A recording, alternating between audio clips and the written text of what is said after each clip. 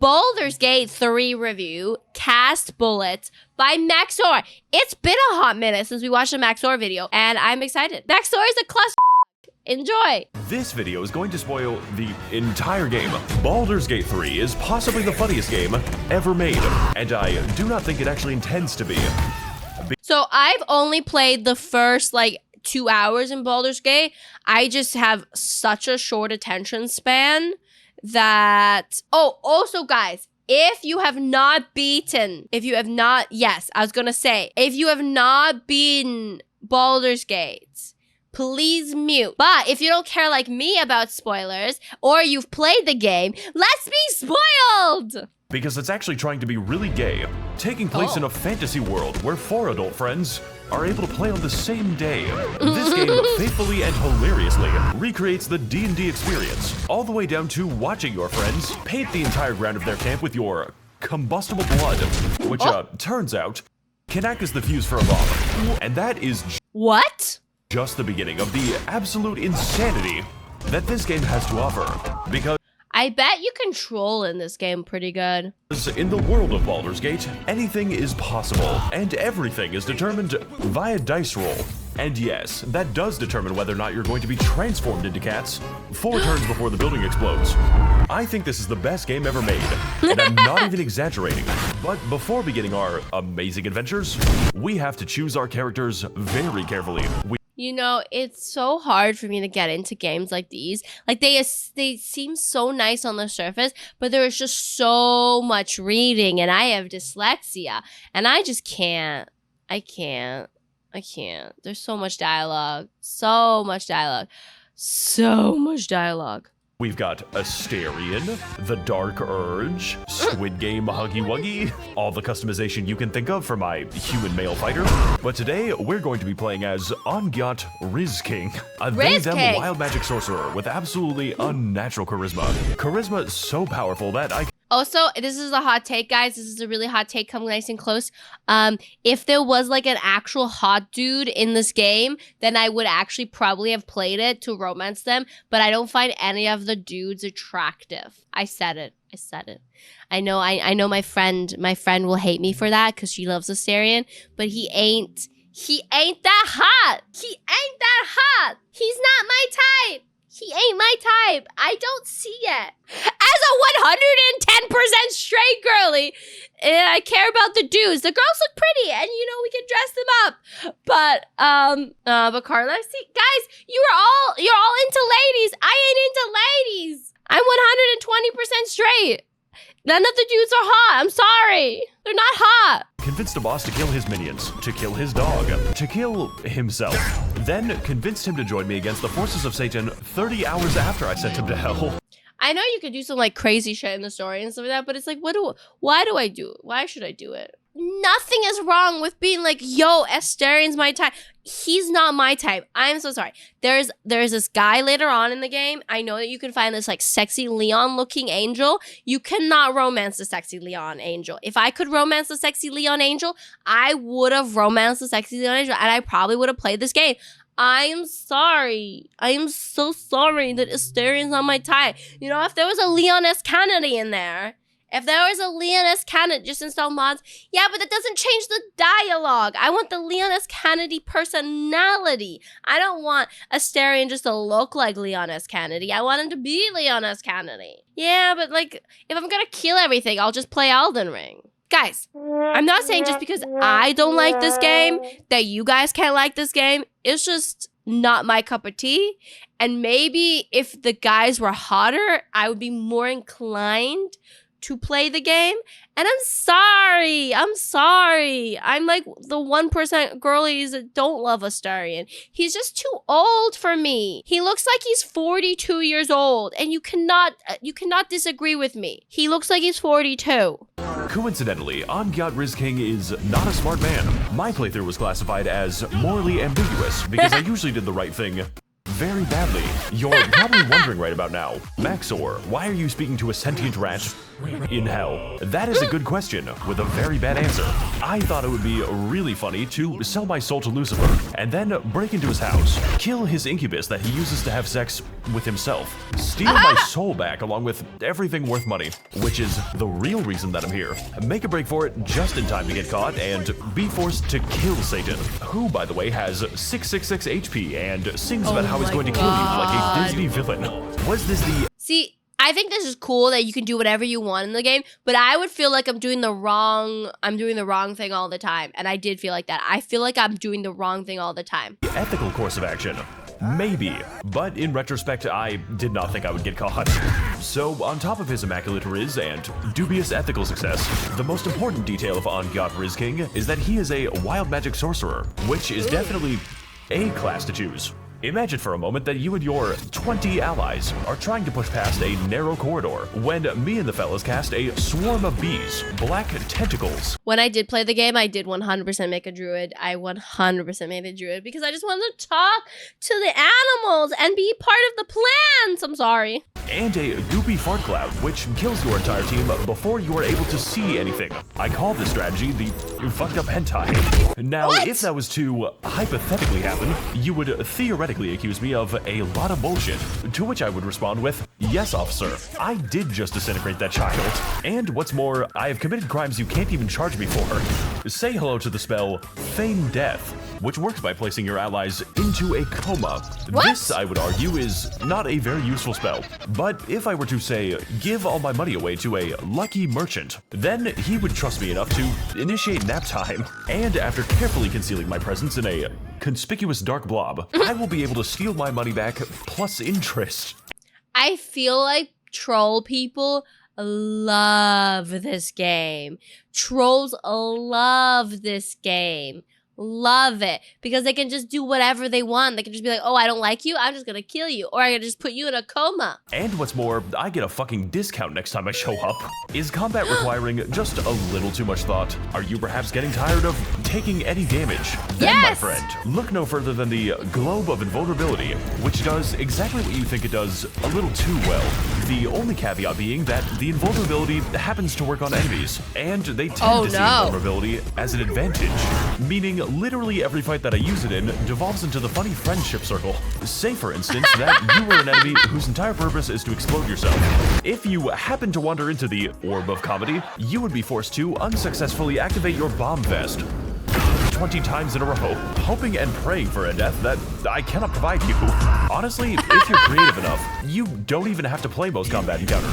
I once fought a boss that began every fight by instantly killing me. Now, most normal people in this situation would reload the game, try some other quests, literally anything that uses your brain. But I am not normal people. I'm autistic. How else do you think this video gets made? The neurotypicals couldn't do this shit. I mean, you have to have a special brain to make a Max0r edit video. So instead, we are going to cleverly sneak up on him with my entire party, then cast Fear on him, forcing the men to flee while me and the fellas beat him to death with hammers. Another time, I was That is a pro strat! stuck in a difficult combat encounter with a invincible doom spider, at which point I transformed him into a more reasonable animal and forgot about him for the rest of the fight. Of course, magic doesn't always have to be used for combat or stealing. Sometimes it can be used for productive things, like remote detonation. Imagine for a moment that you were tasked with solving a murder because the elephant police are being racist. I just feel like this game's not real. Why is there a flying elephant, baby, with a monocle and a pipe? What? This is not real. Not against non-elephants, mind you. Just immigrants. My guy is a reactionary ranch soda. You would be able to quickly resolve this situation by performing necromancy and asking the murder victim who killed them. Alternatively, if I wanted to, say, kill everyone in the goblin camp without conventional methods, I could simply cast Speak with Animals and gently convince the local spiders to begin an arachnid race war. In fact, you can use this on any animal in the game, including threatening rats into revealing their cheese location, or the cat that narrates like a noir detective. Although I do think it is very strange that I don't have to cast it before speaking to gnomes. But honestly, out of all the magical items you... Oh my god.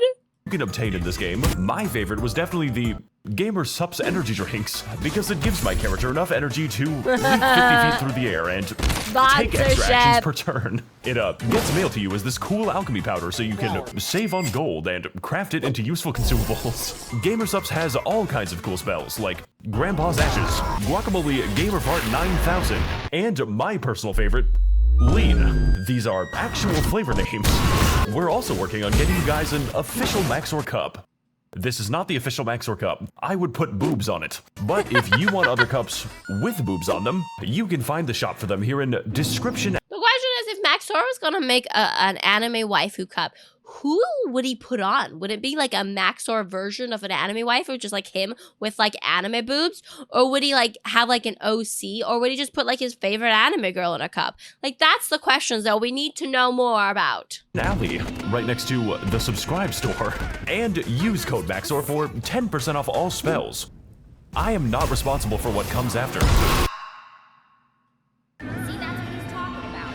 Spread your ass open, dude. What? You can do the rump shaker, huh? Dude, this car kicks ass, and I can watch Madagascar while I'm driving. Ass. Oh my God, Jesus fucking Christ.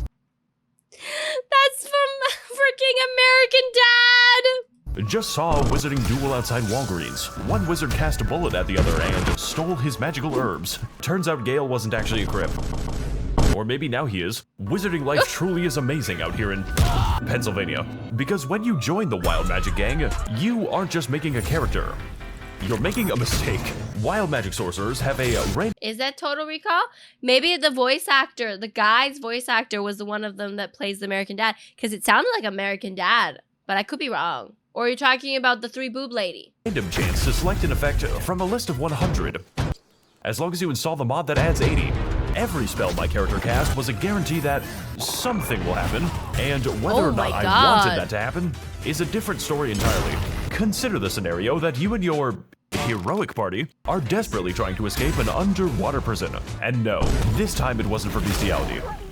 It was for hate crimes. You have 5 turns to escape before your character reenacts the Titanic. This is when you make the critical mistake of casting a spell, which I'm surprised he doesn't want like his own Gamer Subs flavor, but you know, what flavor would he go with? I mean, there's so many weird, crazy flavors. I still haven't tried Gamer Subs because Gamer Subs has really high, expensive shipping. So does G Fuel. They're just so there's just such crazy shipping to Canada. It's like, I'm just right above you. Just send me one for free, please. triggers the random effect of lock all doors, magically transforming this exploding prison into an exploding coffin. What? That is a reload. Or how about the time that I was tasked with holding onto a torch under penalty of death, whereupon the game decided that it would be really funny if I was banished to another dimension, because it would be even funnier if I happened to reload the game and immediately get petrified. Okay, look, I am exaggerating a little bit here. See, this sounds very frustrating. How can you get through it if it's so frustrating? After all, the chances of you transforming into an ovine on your 3rd try would be pretty low. Of course, wild magic doesn't always have to ruin the game. Sometimes it can do really helpful things, like permanently inflict my character with the clown curse, which is, by every metric, an objective upgrade. I had an That's real? emotional cutscene after I got this, and I'm sure it made everyone feel better. Here we have the fight with the giant robot, where I accidentally transformed myself into a cheese wheel.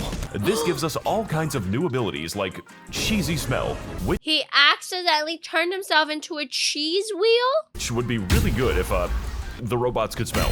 Now, due to the obvious limitations of my class, Baldur's Gate 3 provides a myriad of options for customization, leveling, and companions, who, by the way, can be respec'd into any other class, making strategies like the 4-man gambling squad and Jurassic Park.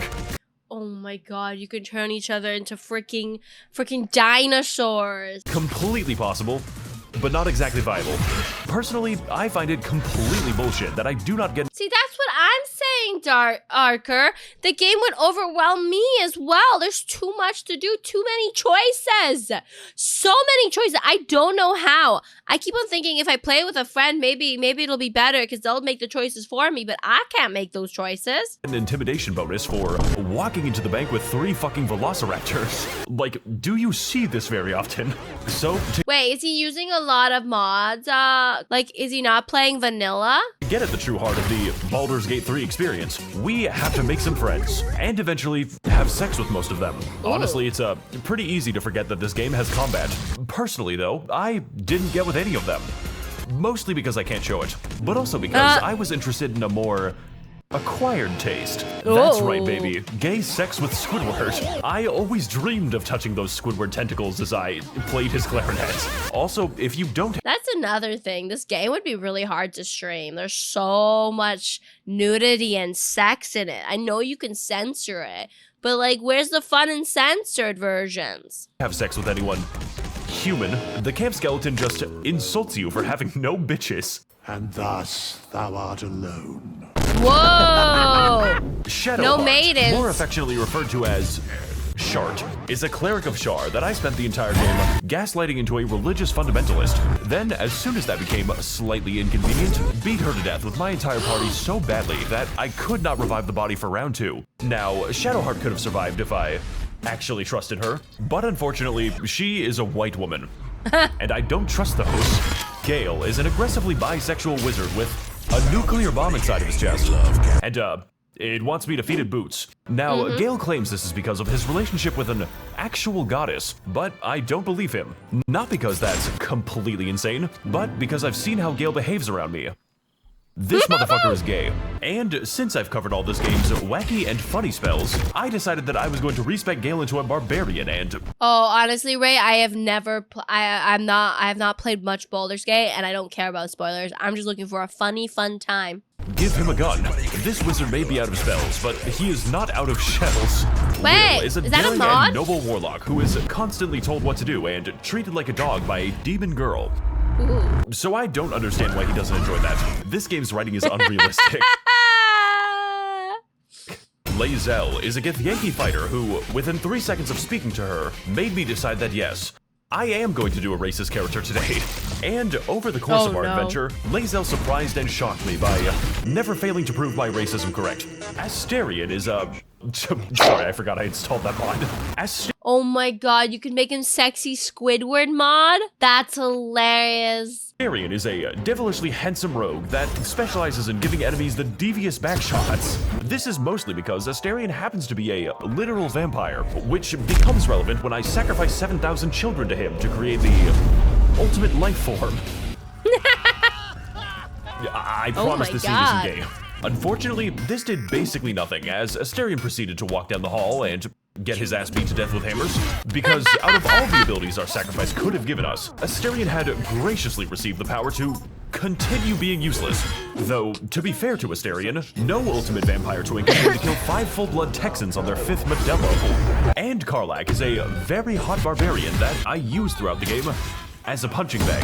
One time, Karlach got so mad that she randomly destroyed every box in a 10-meter radius, repeatedly setting the entire party on fire until we fucking died. It was at this moment I decided that Karlach was going to be the one to disarm every trap in the game for me. Make sure to grab the treasures, Karlach. With our powers combined, we are the world's shittiest polycule. Oh my god. We're having so much fun without Shadowheart. So, as the world's shittiest polycule, it naturally falls to us to combat the forces of Big Straight and stop the Squidward ethno-state. Mostly by accident, because if there's one thing that motivates me more than protecting my potential investments, it is stealing from them. Yes, sir, it is certainly bad if the only bank in the city gets robbed. But don't worry, I've conducted a thorough investigation in my camp, and I have found no evidence of wrongdoing. Quests in Baldur's Gate 3 are, for lack of a better term, fucking insane. Oh my god, this is insanity. Both in their scope and in content. mostly the content, with multiple contingencies for failure, partial success, or the classic unrestricted Japanese war crimes. Truly, the sky is the limit in Baldur's Gate, and the only thing preventing you from achieving your dreams are the consequences of your actions. If, for instance, you were to ride the calamari carousel, a future character will roast you for your crimes against God in front of your friends. Your choices matter in Baldur's Gate 3. One time, I decided to visit the circus so I could piss off the local genie so badly that he sends me to Jurassic Park. But that's not important right now. Exploring the non-insane part of the circus, Like, it feels like it's a roller coaster ride. we find ourselves enraptured by the performance of Dribbles the Clown. The only problem being that while investigating a series of murders by shapeshifters, I had already met Dribbles the Clown, and I was carrying his severed torso What? in my inventory. Safekeeping. So, despite knowing the identity of my gang stalkers, I decided to send Astarion to the stage anyways, mainly because I thought it would be funny. And I was not disappointed. This guy should open a YouTube channel where he promotes an energy drink he intentionally poisons. Now, you're gonna want to be careful after doing this quest, because unbeknownst to you, one of your crewmates has been replaced by an imposter. Oh my god. Wait, this quest seems pretty cool, actually. And worst of all, I am kind of into this. Can you shapeshift yourself pregnant? So, whether you know it or not, you are going to be playing Among Us for the next 10 hours. And honestly, playing as the imposter is so much more fun. Which is why, instead of stopping the killings, I decided that I was going to do them myself, and eventually join the blood cult by bathing in the blood of the racist elephant to bring about a new future of crimson despair. Shapeshifters are usually multiracial, by definition. What I'm trying to say with these long anecdotes is that you never just go to the circus in this game, or God forbid, speak to a clown. Though you are watching this YouTube video, which is close. Repost if you want to nail a porcupine to your neighbor's balls. There's... What? You could do all that stuff? Subtaper, dude. Shake your ass. Take your hands off it and shake that shit. Animals are so fucking funny! Welcome to the first major dungeon of the game, appropriately named Central London. And like the actual London, it is unfortunately filled with the English. You can really tell because you can't understand anyone and the food is inedible. It is here that Baldur's Gate really shines as a game where you can do almost anything. And Next to the meat, it says it's people. It's people meat. They're eating humans. unlucky developer will be forced to code it. There are 3 targets for you to kill in the Goblin Camp, or if you're bad enough, several dozen, each with their own personalities, weaknesses, and premium cheese strategies.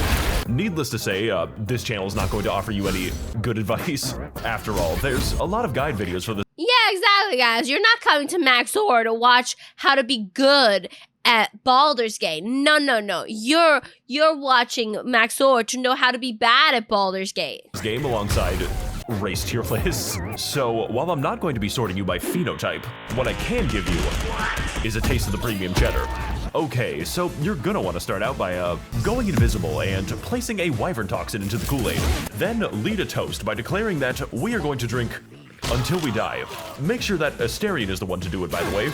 We don't need him anymore. Heading inside, we take care of our first target by following her to a secluded location, summoning a cloud of daggers, and then initiating verbal exchange, locking her into our conversation while she is slowly stabbed to death. I feel like this is extremely convoluted way to do it, and I love it. Love it. This isn't considered a crime, by the way, because, well, they can just walk out. Just don't hit a piece of wood while you're doing that, because then you're not going to be killed for assault. You're going to be killed for destruction of property. The next trick we're going to do is called Minthara's Skip, because we are going to be summoning a random spectator to skip to the end of Minthara's life. Just pray to God that she doesn't go down easily, because the spectator certainly won't. Finally, we have our third target, Dror Razgli. I love how the spectator's like neutral. It doesn't even care who it's attacking. It's just a devil creature, and so if it doesn't get killed in the battle, it'll kill you. Oh my god. Who is slightly hard to kill the conventional way. So instead of that, we're going to do something significantly harder. I know, really original strategy, Max. Animals are so fucking funny, they make me want to... Welcome to the Underdark, home of the spectator boss fight. Because yes, in addition to having a giant underground area filled with interesting flora and fauna, Baldur's Gate 3 dares to ask the question of, what if people in the Underdark had a different skin color to me?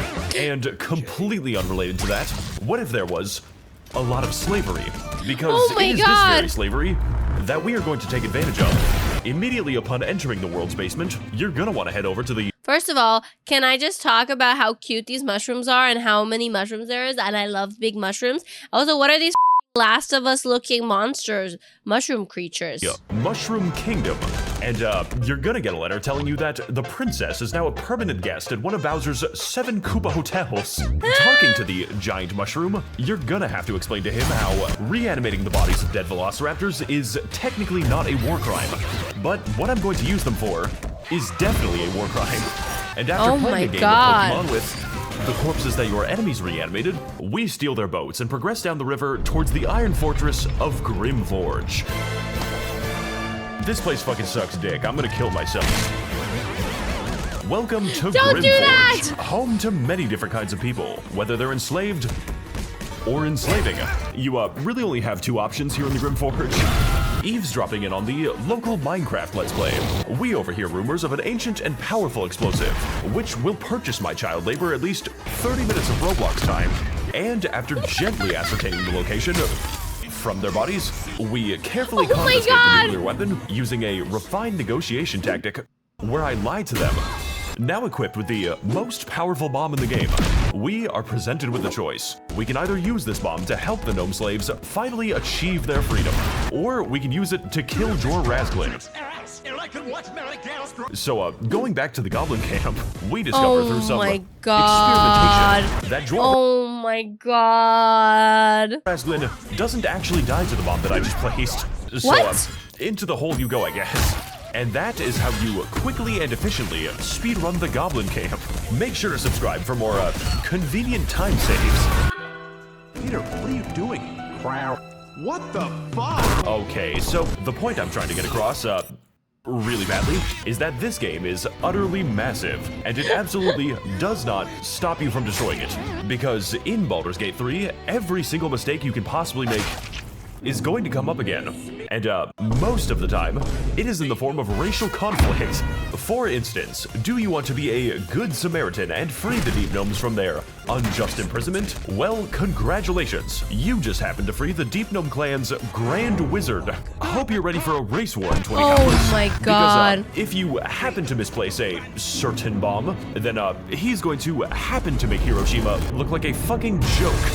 What? Personally, this kind of stuff is the funniest shit I've ever seen. Not the racism part, although that is still funny, but rather the simple joy of knowing that your save file has probably already been destroyed without you even knowing it. Since beginning the long process of making this video, I have made a multiplayer warlock named Risley Bear, alongside my friends Reese and Nomer Simpson.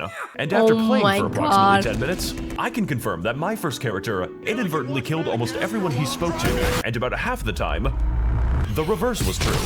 A good example of this is the time that I just so happened to water my character into a literal god, who then offered me a pivotal and important quest, prompting me to raise the reasonable inquiry that if she was a god, surely she would be able to kill anyone she wanted.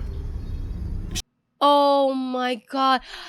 That is ultimate troll move. If you're a god and you can kill anybody you want, well then kill yourself. She responded by fucking vaporizing me. Overall, this is in every sense of the word a role-playing game, provided of course you want to roleplay as a dumbass murder goblin. Otherwise, why do you even play video games? We blow shit up in this motherfucker, better take your sensitive ass back to LinkedIn. With scores of amazing and deep content that I unintentionally locked myself out of because we accidentally killed a man named Bingus Bongus.